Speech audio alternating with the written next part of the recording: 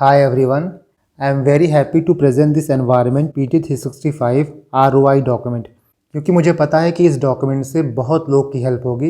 At least environment का जो current affair है उसका टेंशन आपके दिमाग से निकल जाएगा। ऑलरेडी आपको 3-4 पीटी पढ़नी है, एक इकोनॉमी की, एक एनवायरनमेंट की, IR की, साइंस एंड टेक की। इन चारों PT 365 में एनवायरनमेंट की जो पीटी है वो one of the bulkiest PT है। आप एनवायरनमेंट की पीटी को देखोगे तो ऑलमोस्ट यहाँ पे 152 पेजेस हैं। 152 पेजेस डैट मीन्स कि आपको इसको पढ़ने में, फर्स्ट टाइम पढ़ने में भी कम से कम 7 से 8 दिन लगता है। उसके बाद इसको रिवाइज़ करने में भी 2 से 3 दिन जाता है।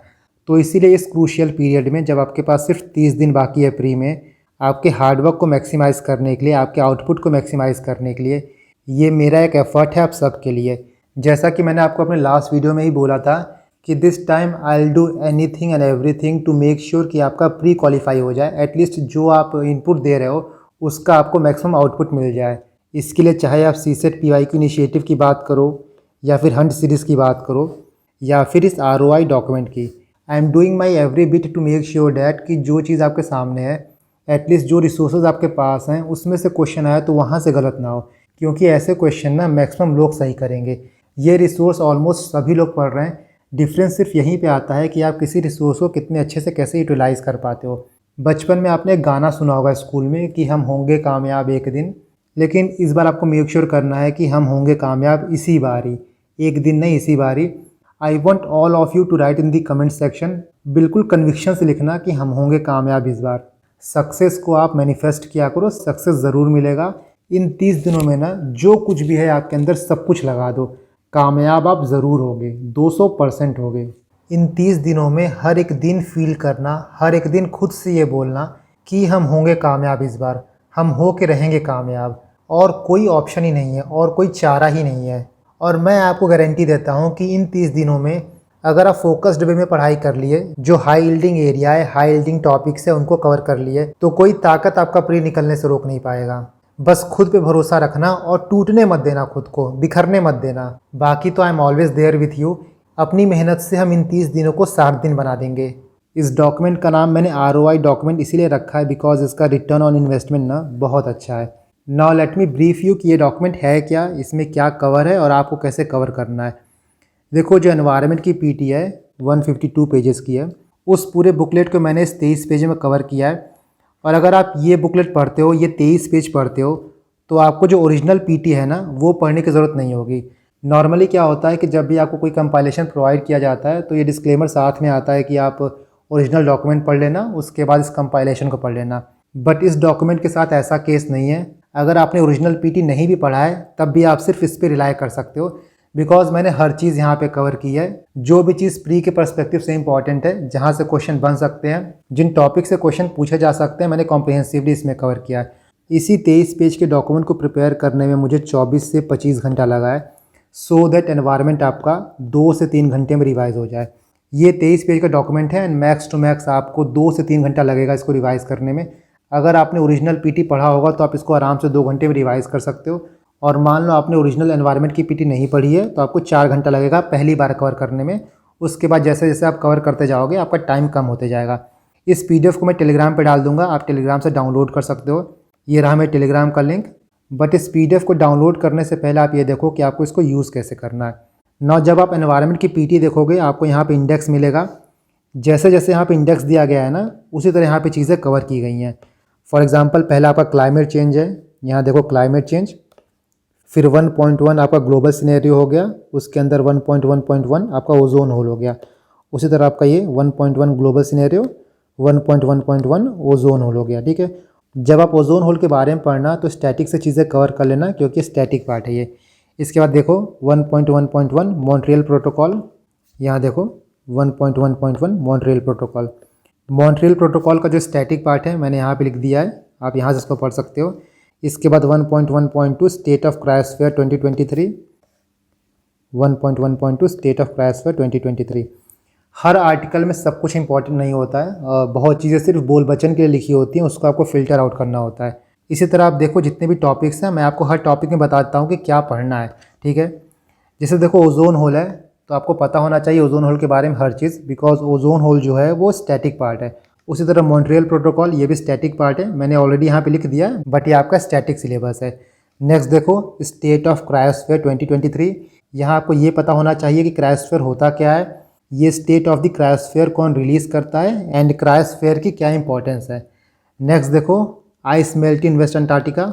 यहाँ पे जो इंडिया का अंटार्कटिक प्रोग्राम है उसके बारे में देख लेना, ये क्रोनोलॉजी देख लेना। इसके बाद अंटार्कटिक एक्ट 2022, ये इंपॉर्टेंट है इस साल के लिए, उसको देख लेना। नेक्स्ट आर्टिक एम्प्लीफिकेशन क्या होता है, ये आप देख लेना, what is Arctic amplification and the reason for faster warming of Arctic region, ये इंपॉर्टेंट है।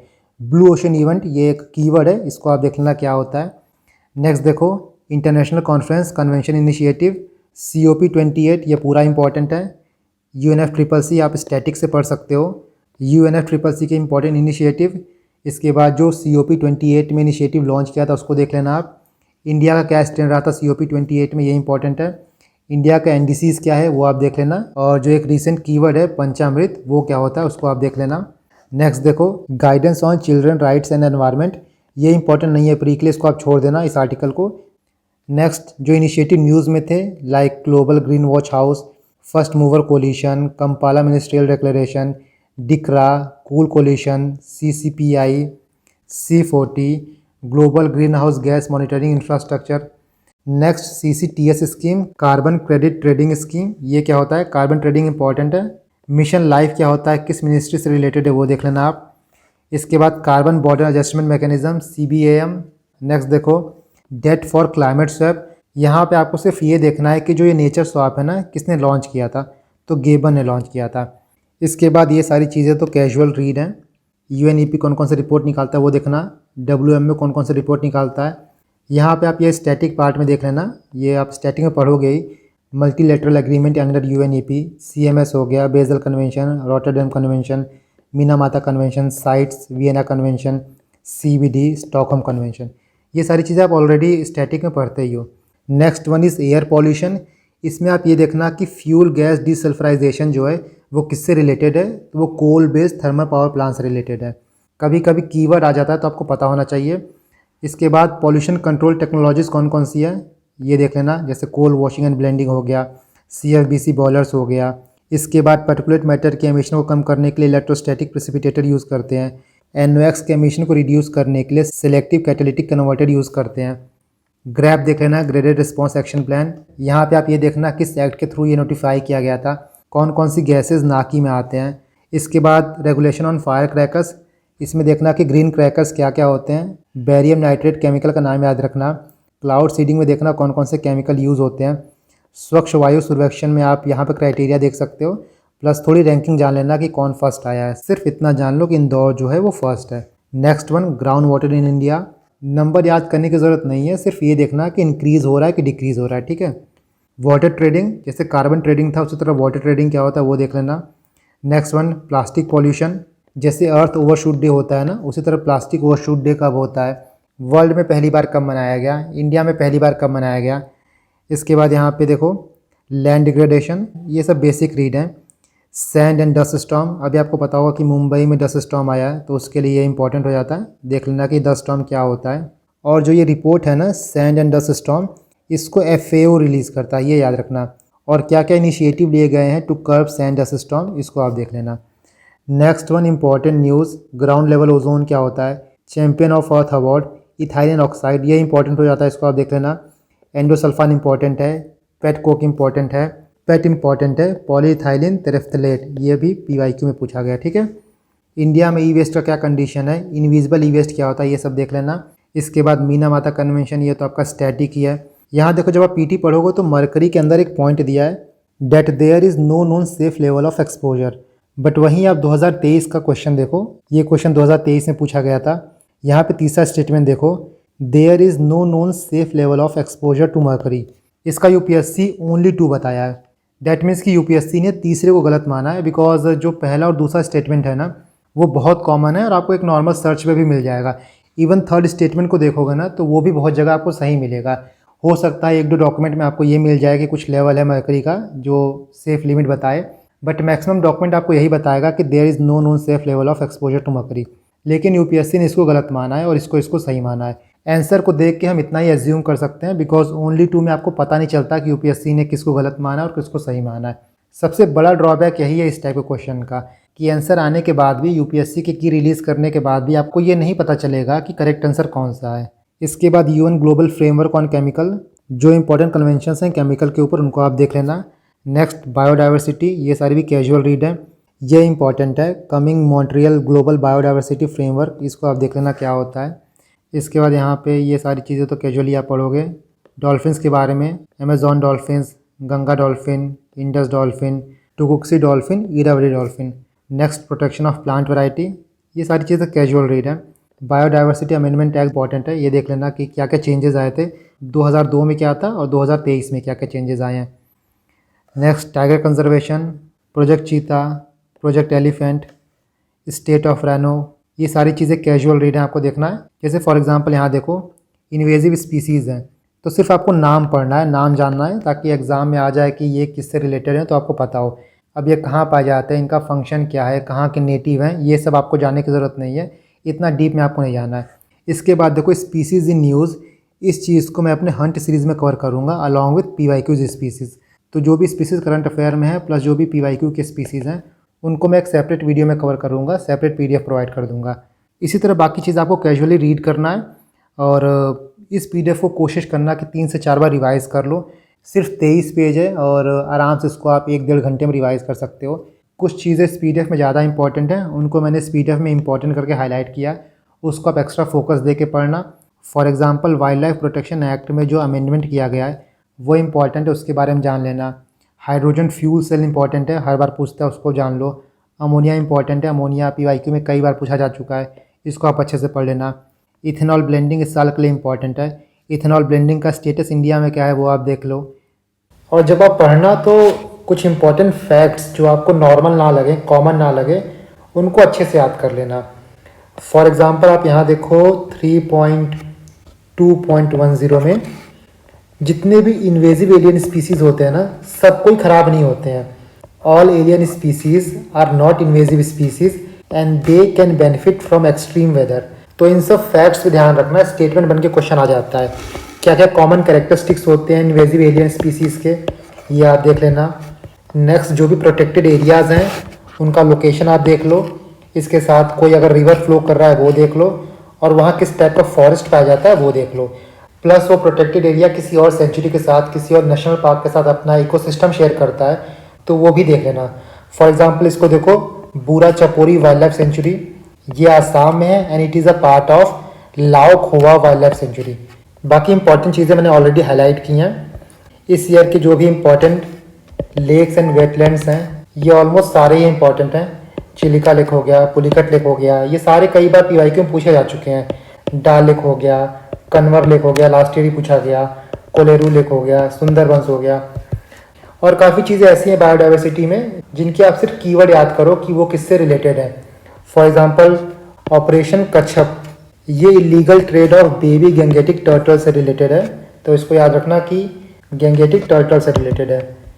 उसी तरह आप ये देखो ट्रॉपिकलाइजेशन टर्म क्या आता है वो देख लो। First census of water body, ये इंपॉर्टेंट है, नॉर्मली स्टेट में पूछ लेता है कि top 3 state with most water bodies कौन कौन से हैं, विथ लीस्ट वाटर बॉडीज़ कौन कौन से हैं। रिवॉर्ड प्रोग्राम किससे रिलेटेड है ये देख लो आप। Wild life institute of India, zoological survey of India, WWF, ये आपका स्टैटिक टॉपिक है। यहाँ मैंने जो PT में इन्फॉर्मेशन था वो तो यहाँ डाल दिया है, बट मेनली आप इसको स्टैटिक से पढ़ना, क्योंकि आप स्टैटिक को जहाँ से पढ़ रहे हो वहीं से रिवाइज करो। ऐसा मत करना कि आप एक ही इन्फॉर्मेशन 2-3 जगह से पढ़ो। इसके बाद लास्ट में कुछ इंपॉर्टेंट टर्म्स हैं, लेट मी शो यू। जैसे एनर्जी ट्रांजिशन इंडेक्स कौन रिलीज़ करता है ये देख लेना। इसके बाद sustainable agriculture practices, cellular agriculture क्या होता है, DRS मेथड में क्या होता है, ई सॉइल इंपॉर्टेंट है ये देख लेना। कृषि सखी देख लेना। महर्षि इनिशिएटिव किससे रिलेटेड है, चेन्नई हाई लेवल प्रिंसिपल किससे रिलेटेड है, तो ये ब्लू इकॉनमी से रिलेटेड है, ये सब देख लेना आप। Next one sand mining important हो जाता है। जो इंस्टीट्यूशन न्यूज़ में है like IEA International Energy Agency, IRENA International Renewable Energy Agency, FAO food and agriculture organisation. Disaster management related term like risk tipping point क्या होता है, ग्लेशियल लेक आउटबर्स्ट फ्लड क्या होता है, अर्थक्वेक स्वार्म क्या होता है, जो लैंडस्लाइड आया था हिमालयाज़ में, उत्तरकाशी टनल कोलैप्स हुआ था, उससे रिलेटेड रैट होल माइनिंग क्या होता है वो देख लेना। सुप्रीम कोर्ट ने क्या कहा रैट होल माइनिंग पे वो भी आप देखना, ठीक है। नेक्स्ट आप देखो, ज्योग्राफी में मोस्टली आप बहुत चीज़ें स्टैटिक ही पढ़ोगे। यहाँ कुछ इंपॉर्टेंट टर्म्स हैं जो ना वो देख लेना। ओमेगा ब्लॉकिंग क्या होता है, ब्लू होल क्या होता है, कजान लैंड क्या होता है, यूरिलाइट क्या होता है, ठीक है। ये सारी चीज़ें ऐसी हैं जो कीवर्ड से पूछी जा सकती हैं। लास्ट में ये प्लेसेस इन न्यूज़ है, ये मैप है, ये मैप है। So this is it and I guess कि आपको आइडिया हो गया होगा कि आपको ये कवर कैसे करना है। इसके बाद जो एक इम्पॉर्टेंट पीटी है ना वो है आईआर की। तो मैं कोशिश करूँगा कि आईआर का भी मैं आरओआई डॉक्यूमेंट प्रिपेयर करके आपको अवेलेबल करा दूँ, सो दैट जो ये लास्ट का 28-30 दिन है इसमें आप मैक्सिमम टाइम पीटी को रिवाइज कर पाओ। सो आई थिंक ये PDF this PDF will help you at least इस क्रूशियल टाइम पे, जब आपके पास टाइम क्रंच है, चीज़ों को रिवाइज करने के लिए आप जद्दोजहद कर रहे होगे, उसमें काफ़ी रिस्पाइट प्रोवाइड करेगा। I am doing my every bit to make sure कि इस बार कुछ भी गलती ना रहे। एटलीस्ट जो चीज़ आपके सामने है ना उसमें से क्वेश्चन आए तो वहाँ से गलत ना हो। और आप ये मेक श्योर करना कि एटलीस्ट जो आपके हाथ में है आप वो कर रहे हो। और देखो, टेंशन नहीं लेना है। एक महीना है तो टेंशन होती है, एंजाइटी होती है। जैसे जैसे एग्ज़ाम पास आता है नेगेटिव थॉट से आप घिरने लगते हो। इन सब चीज़ों को दूर करने का तरीका सिर्फ ये है कि आप 30 दिन का एक प्रॉपर टाइम टेबल बना लो कि मुझे एग्ज़ाम के 2 दिन पहले तक ये रिवाइज़ करना है, 1 हफ़्ते पहले तक रिवाइज़ ये करना है, 10 दिन पहले तक ये रिवाइज़ करना है। जो रिवर्स टाइम टेबल होता है, एक वीडियो मैंने इसकी बात की थी, वो फॉलो करो कि एग्ज़ाम के लास्ट डे आप क्या करोगे, उसके बेसिस पे ये डिसाइड करो कि मुझे आज क्या पढ़ना है।